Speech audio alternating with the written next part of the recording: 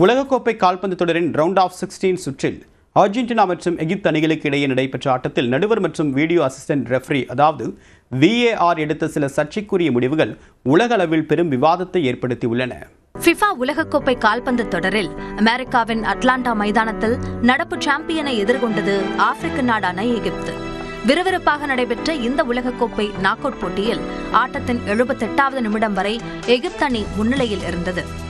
எகிப்து 1-0 என முன்னிலை பெற்றிருந்த போது அந்த அணியின் மிட்ஃபீல்டர் முஸ்தபா ஜிகோ ஒரு அபாரமான கவுண்டர் அட்டாக் மூலம் அர்ஜென்டினாவின் வலைக்குள் பந்தை தள்ளி 2-0 என கோல் கணக்கை உயர்த்தினார்.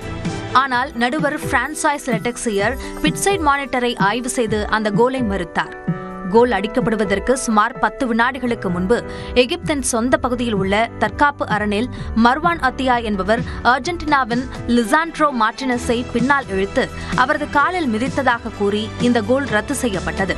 கிட்டத்தட்ட 100 யார்ட் தூரத்திற்கு முன்பே நடந்த ஒரு சிறிய ஃபவுலை காரணம் காட்டி கோல் மறுக்கப்பட்டது எகிப்து ரசிகர்களிடையே பெரும் அதிர்ச்சியை ஏற்படுத்தியது. இதனைத் தொடர்ந்து அர்ஜென்டினா அணி அடுத்தடுத்து கோல்களை அடித்து 2-2 என சமநிலையை எட்டியது. ஆட்டத்தின் இறுதி நிமிடங்களில் எகிப்து அணி மீண்டும் முன்னிலை பெற போராடிய போது அர்ஜென்டினாவின் பெனால்டி பாக்ஸிற்குள் எகிப்து நட்சத்திர வீரர் முகமது சலா அர்ஜென்டினாவின் ஜூலியன் ஆல்வரஸால் சட்டையை பிடித்து இழுத்து கீழே தள்ளப்பட்டார். இது ஒரு தெளிவான பெனால்டி வாய்ப்பு என்று எகிப்து வீரர்கள் முறையிட்டும் நடுவர் அதற்கு அனுமதி மறுத்தார். முந்தைய கோலின் போது 100 யார்டுகளுக்கு பின்னால் நடந்த ஃபவுலை துல்லியமாக ஆராய்ந்த VAR குழு சலாவுக்கு பாக்ஸிற்குள் நடந்த அப்பட்டமான விதிமீறலை முற்றிலுமாக புறக்கணித்தது அடுக்கடுக்கான விமர்சனங்களை எழுப்பியுள்ளது. இந்த நடுவர் குளறுபடிகளை சாதகமாக்கிக் கொண்ட அர்ஜென்டினா அணி கூடுதல் நேரத்தில் என்சோ பெர்னாண்டஸ் அடித்த கோல் மூலம் 3-2 என்ற கணக்கில் வெற்றி பெற்றது.